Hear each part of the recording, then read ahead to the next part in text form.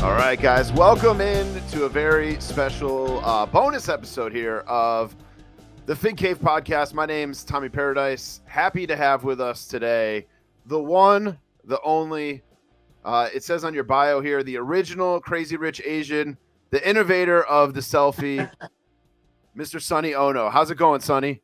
Good. How are you, Tom? I'm Everything great, good? man. I'm great. Honored to have you here. You were one of my favorites watching WCW back in the day. Always bringing a smile to my face, watching you on the old Nitros and things like that. So, It's fun being a heel manager. oh, it's the best. It's the best watching the heels. The heels are always the best. Always been my favorites.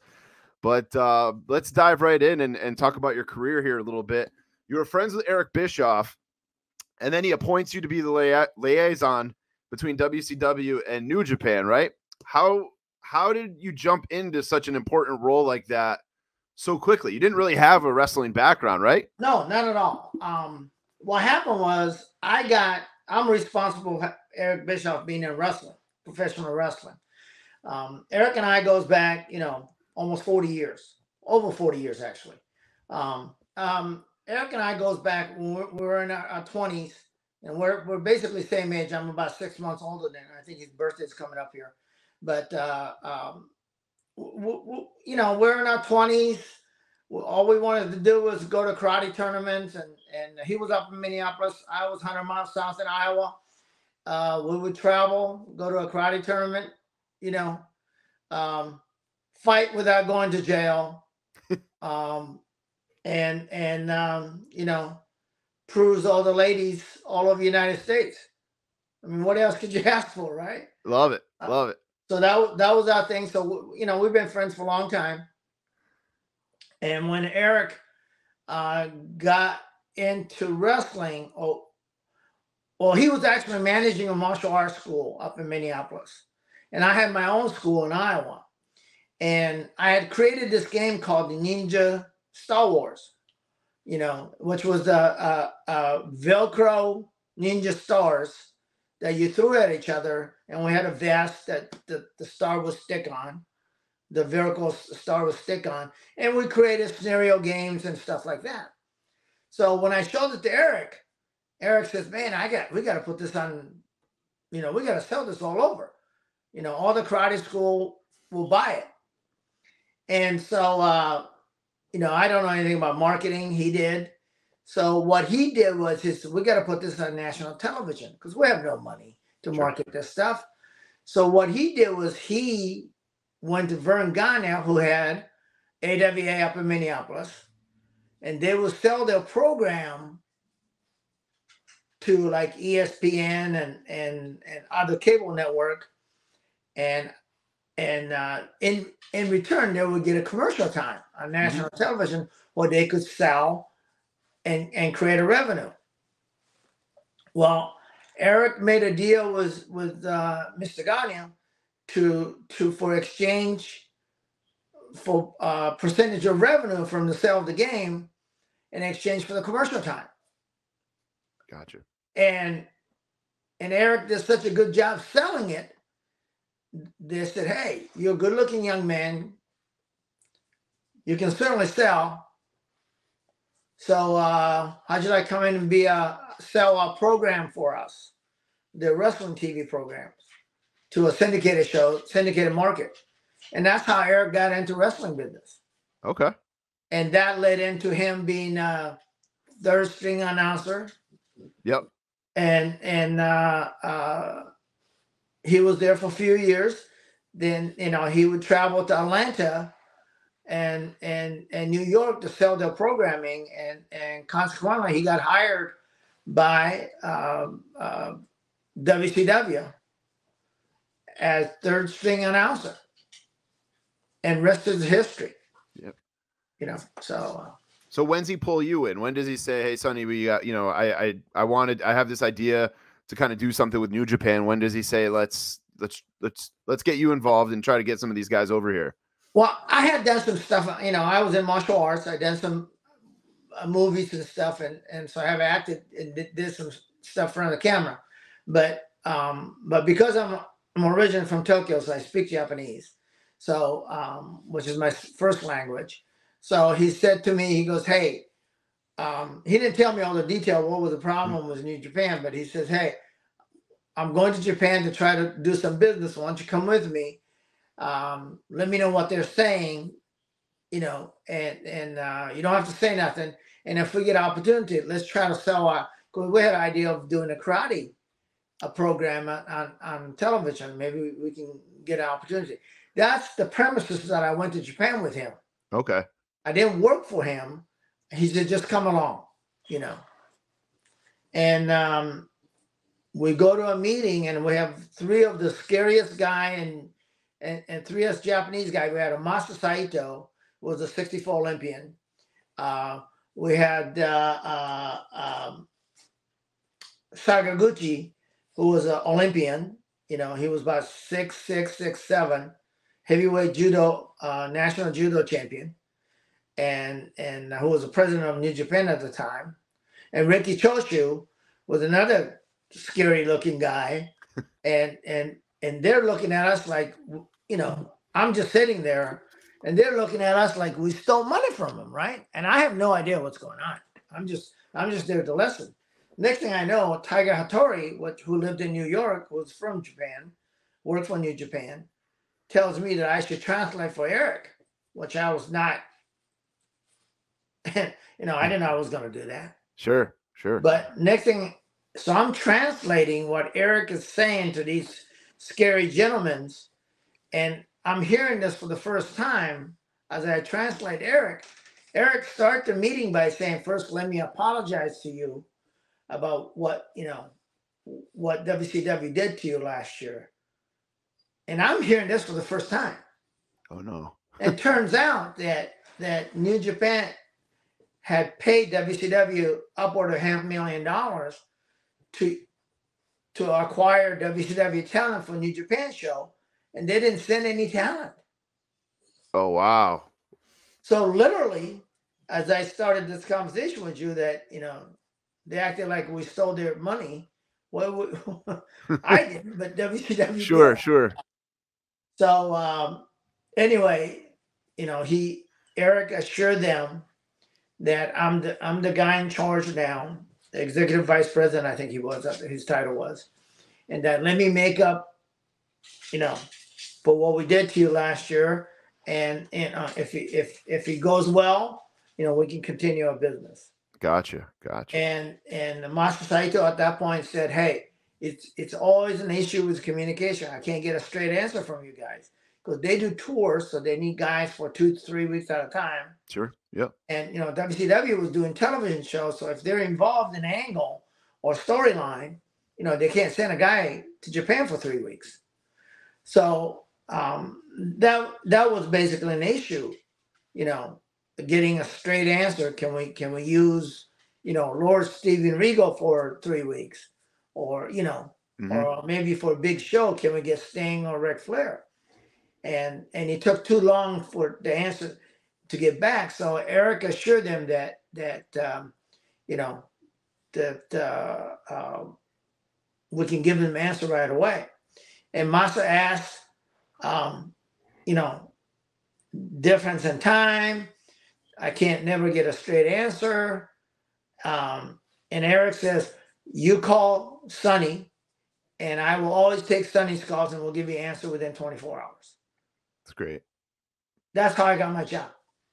At that moment, I looked at Eric and I said, I don't work for you. What are you talking about? So then where does it go from there? When does he say, you know what, we could use you on screen as a manager? Well, what happened was our relationship evolved, and sure. And they were satisfied with the talent that we were sending them, and the communication. We eliminated the communication issue, and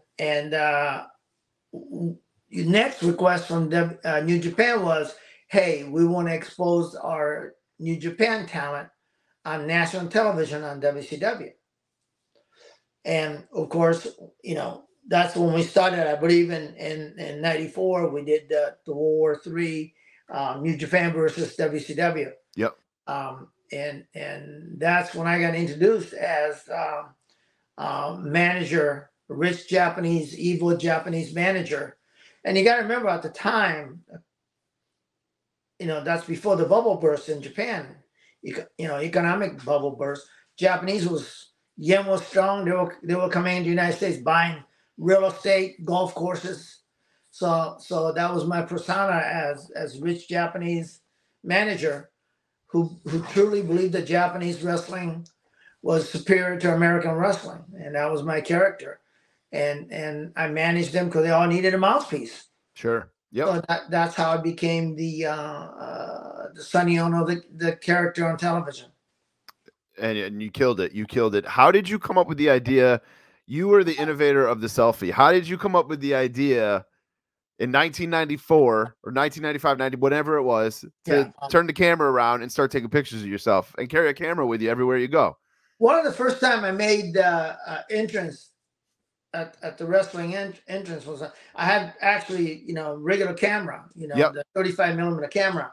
And usually there's a paparazzi's in Japan. When we go to Japan, there's paparazzis for us, So, and if you remember wrestling back in the days, it was always on ringside. It was a Japanese magazine paparazzis. Yep. But they weren't always taking our pictures when we made an entrance. So I said, well, and I'm going to, I just take my own picture. So the big picture was cumbersome. So I went out and got Fuji camera, and those Instamatic throwaway cameras, and flipped it around and started doing the selfies. And that, because the Japanese was, you always see the Japanese tourist with a camera. Sure. Yeah. That was kind of stereotype Japanese tourist. So I played up on that and started doing selfies on those cameras. Matter of fact, I found one of those cameras the other day, and when had those developed, because I still do those selfies. And here's a picture with me and Tajiri. Oh, that's awesome. Yeah, so I found all these pictures of me and Ultimo Dragon, from a recent event in Japan. Oh yeah, yeah. Yeah, so so I was actually doing for my own collection of these selfies that I did on a lot of these entrances. You should put those out in a book. You should do a little photo book. Yeah, somebody had asked me to do that. Yeah, that'd be amazing. That would be amazing. So the majority of your career, you're around cruiserweights in WCW. Were the cruiserweights treated differently than the other superstars in WCW? Obviously you've got your main eventers, your mid-carders and things like that. But were the cruiserweights, to me, like I grew up in the Northeast. We didn't have WCW a lot. So you always WWE or WWF and exactly bigger than life guys, Exactly. And then, once we got TBS over here, I, turn on WCW Saturday night or, one of the shows, and I see these cruiserweights, and I'm like, this is amazing. These guys are awesome. I think they got a lot of eyes on the WCW product, but were they treated differently in the locker room or by management or anything like that? No, not at all. Actually, we were one of the things that I think, if I don't know how much you're involved in professional wrestling, but these guys were known. A lot of the cruiserweight was known outside of the United States. Yeah. Eric Bischoff brought the cruiserweight into the United States. The Dean Malenko, Chris Benoit, Eddie Guerrero was mainstay of New Japan, along with Chris Jericho and Ultimo Dragon. So what he did was, he had 2 hours of television to fill. So we had the main eventer of Hulk Hogan and Sting and Ric Flair at the top end, but their wrestling was storyline driven. Yeah. The angle driven. Yep. Well, you don't need an angle to watch Rey Mysterio versus Ultimo Dragon or Jushin Thunder Liger versus Chris Jericho. Right. So, and it's action packed. And you got to remember that when you talk about cruiserweight in Japan, Japanese cruiserweight, a lot of those guys studied and trained in Mexico. that comes a lot of the high flying. So if you take a lot of the strong style, known as strong style, stiff Japanese style, and you mix it with a high flyer of Mexico, that's truly the cruiserweight. Gotcha. And Eric brought that to the forefront. And if you look at the great programming, and what they did was, if you look at a lot of those Nitro, they either open. Remember, very first Nitro out of Mall of America was Justin Thunder Liger. Right. Opened the show. And if you look at a lot of their programming, look back at a lot of the programming, you'll see that on a second hour when we went head to head with WWE or WWF at the time, we had the cruiserweight. When you're watching their match, it's hard to flip them channels, because it's so action packed. You don't know what, I mean, they weren't doing a lot of headlocks, you know what I mean? Right. No rest holds. Yeah. So there were, I think the mixture of that, of course, out of those cruiserweight, great stars, like even current stars like Chris Jericho and Benoit, and those guys came out of that, Yep, absolutely. I loved the cruiserweight division in WCW. I just got a couple more here for you. Sure. You keep tabs on wrestling today? Do you still watch? Do you have some favorites to pay attention to today? Yeah, I do. I mean, of course, Shinsuke Nakamura is one of the superstars from WWE, and Asuka.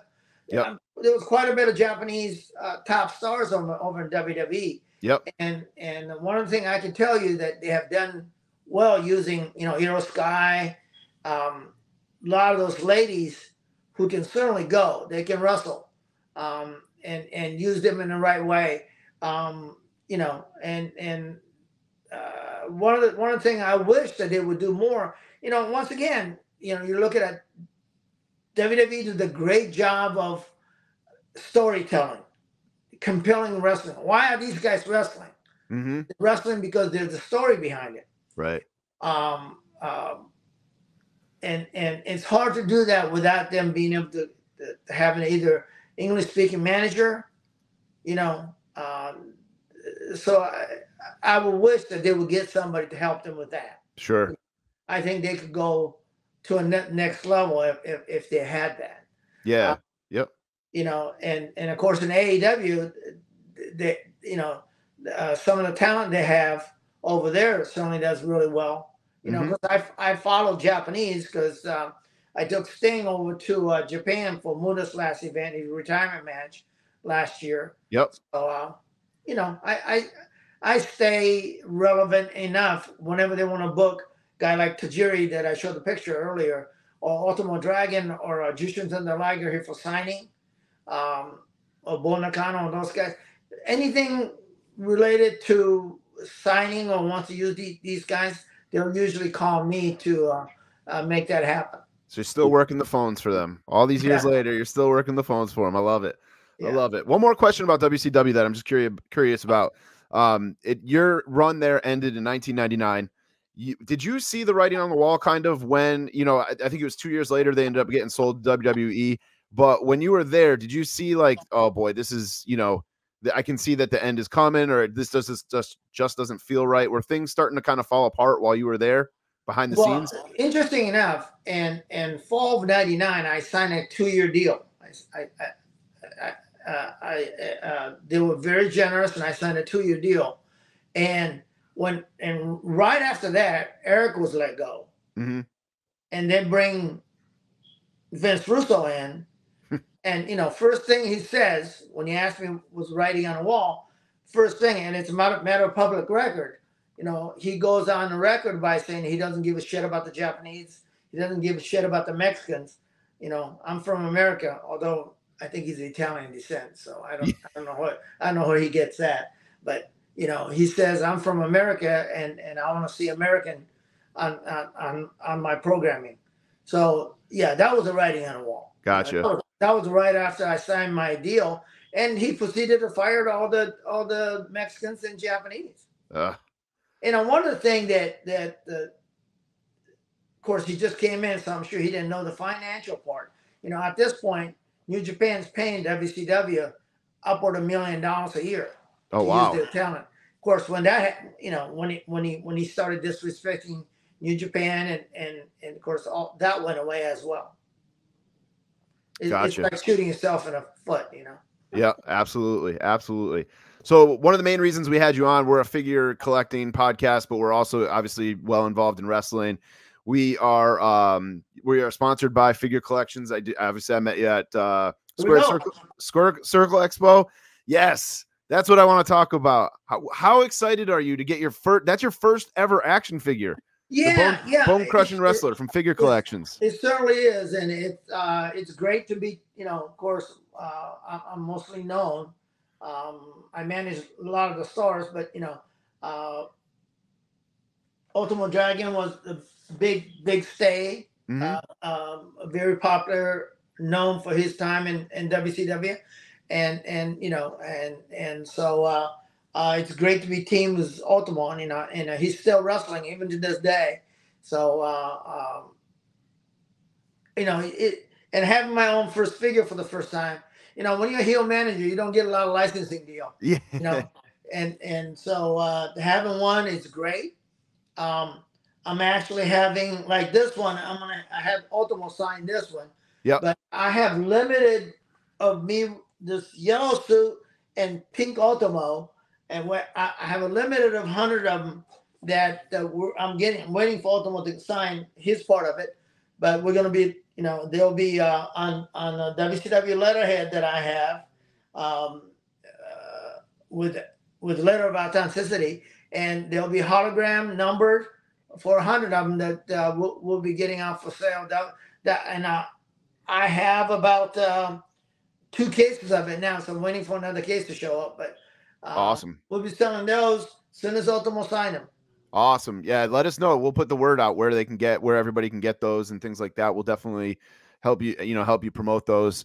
That brings me to, do you collect anything? I see the Liger mask behind you. Oh yeah. Is there anything in, all this traveling that you've done, all the years in the business, is there anything that you're like, you keep a collection of besides photos, obviously? Well, yeah, what's really interesting is that, hey, I'm going to take this off so I can kind of tour you around. All right. Here is oh, wow. The Giant mask. machine. Yeah, this is the giant machine mask. The Andre the Giant only mask he ever wore. Yep.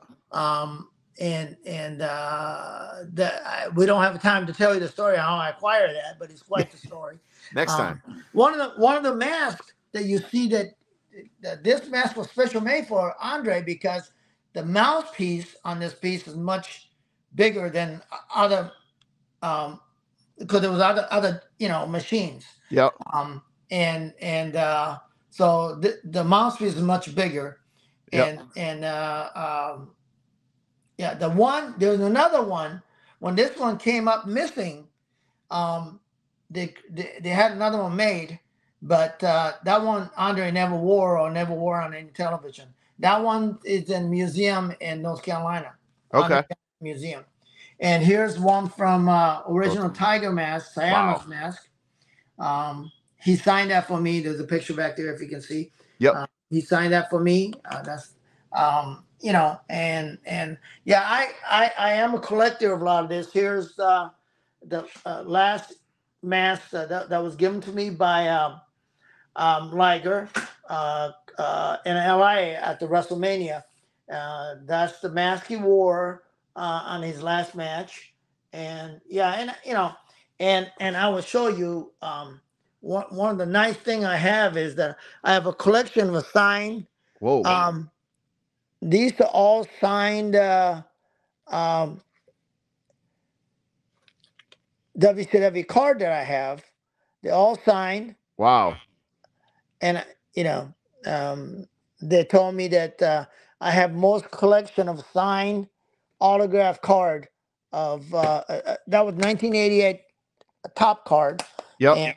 And I have another set over here. Yeah.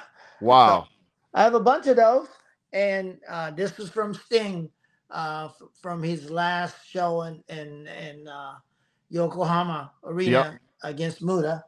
And since I'm friend with a lot of these guys, they'll bring me gifts. And here's Muda's last event jacket that Pro Wrestling Noah just sent me. Um, which is so yeah, Very cool. yeah, I have a lot of these things that it's pretty amazing. Here's another um, unit that I show you. You don't get to see. Oh, here's a Ninja Star Wars, the Oh, original wow. mock-up of Ninja Star Wars. That thing I was telling you. Yep. Yep. It's a 6-man tag belt Oh, wow. that Conrad Thompson's dying to get from me. Yeah. Name your price, brother, right? Right. Then I get these. Here's another jacket that Jushin Thunder Liger gifted me. He signed it for me. So fortunate for me that I get. They know I collect these things, so they'll get me stuff that I know it's a lot of the stuff is one of a kind. Sure. So It's awesome stuff. yeah. Awesome stuff. Two more questions if you have time. Two more real quick questions if you got time. Sure. So you're with the bone crushing wrestlers from Figure Collections. You're in Series 1 with Macho Man. Do you have any stories from of Macho Man from the road? Any stories behind the scenes? Any road stories of Macho Man? We don't get to hear a lot of these because obviously he's not with us anymore, unfortunately. Yeah, well, one of the things that always, I have Macho Man Randy Savage's motorcycle. Only motorcycle he ever owned. You have it or had it? No, I have it. Oh, wow. Yeah, and a title because I have a car dealership, so it's titled under Randy Poffo. Okay. So it's still on the title on his name. I have the original title. Anyway, so I had this motorcycle. So the motorcycle story came when we did the Sturgis event. Yep. Hog Wild. Randy had a commission to have this motorcycle built by Carlini, who's a builder in California, and had it delivered to his house. And apparently Randy never rode a motorcycle in his life. So when he got on it, he asked the guy where the reverse was. And everybody kind of laughed and said, no, you got to get on it. You got to push it back. At that point, it dawned on them that Randy has never rode a bike before. He dumps the bike and he says, fuck it, I don't want it. Sounds like Randy, right? Yeah. So Eric Bischoff calls me and says, doesn't know what to do. So he says, hey, you have a dealer license? I said, yeah, you want to buy a motorcycle? I said, I'm not buying a motorcycle for, what he paid for. I think it was like $58,000. Yeah. Back then. And I said, I'll buy it the face value of, Softail. So I got a pretty good deal on it, and I bought it, and I had it displayed in Harley Davidson shop in the town that I live in Iowa. Randy finds out that I kind of got him out of that motorcycle deal. So we were up in Minneapolis, and I'm having a beer with him in Marriott Hotel. And he says, I understand you have my motorcycle. I said, yeah. So my flight is until tomorrow night. You want to go down there and get a picture taken? Randy offered me that. Yeah. Randy's 2-hour drive. He said, no, let's go. I'll meet you tomorrow morning, 8:00. So we get in the car and drive 2 hours. We do the photo session. Newspaper comes out. TV station comes out. Then he's got his whole gimmick on. and I have a whole bunch of those photographs here somewhere. And then he says, I said, let's go have lunch. He said, no, let's go have lunch with your kids. Because my kids, we would do the TV taping at Disney back in the day. Yep. And so he showed up on his whole gimmick to my kids' elementary school as show and tell. Oh, wow. He was a very kind person. I mean, if you knew Randy the way I knew Randy, very generous, this was all his idea. Yeah. I wouldn't dare ask him to, sure, spend his days, going to visit my kids and see my motorcycle. Yeah, that's awesome. But that's the kind of guy he was. It's awesome. Yeah, Good. I mean, that's a great story. Good stuff. That is good stuff. Last one. It is a fun question. We ask this to every guest we have on the Fig Cave podcast. You're on death row. You're last meal. What would your last meal ever have to be? What would your last meal ever have to be? That's a no-brainer. And Eric and I would do, Eric Bischoff, my buddy, and I would probably do the same thing. We would sit in the sushi bar and eat fatty tuna. All right. From any specific place, or is there like one place that you love out in Iowa or somewhere, somewhere overseas that makes the best? Or there's so many good places, right? But there's a couple places. We just went to a place in Dallas just recently called Uchi. I went there with Ashton Anderson, by the way, who is the CEO of the new video game that is coming out. Okay. Virtual Basement is a company coming out with Wrestling Code, which is Fortnite version of wrestling, if you can imagine that. Okay. And a matter of fact, engine that does the game is the same engine that does it. So you can download everybody from Diamond Dallas Page to Sonny Onoo, yours truly, to Ultimo Dragon, Kurt Angle, all the superstars that will be in it, and hopefully that'll be coming out just before Christmas this year. But the game is called Wrestling Code. Look it up. And him and I went out to Uchi restaurant. We had a phenomenal sushi. But there's so many good places. If you go to Japan, you'll find you don't have to spend a lot of money. Yep. End of the day, it's the fish. Sure. What difference is the presentation and how the rice is cooked. Okay, that's good to know. Good to know. I love sushi. I love it. Sonny, thank you so much. You're on Twitter, you're on Instagram if you want to promote that. These guys can get the non-signed figures at shop.figurecollections.com. We'll let them know when you and Ultimo have the signed ones up. We'll get those. Just shoot me or Jack a message and we'll get that information out there. But yeah, let us know where the people can find you. All right, Tom. I appreciate you having me. Thanks, man. Where can they find you on Instagram and Twitter? What do you know your handles? Well, no, I all my stuff is connected through Facebook. Okay. So if you can just find me on the Facebook at Sonny Onoo. So perfect. All right. Thanks again for your time, Sonny. We really appreciate it. We'll talk to you soon. All right, Tom. I appreciate it taking your time. Thanks, man.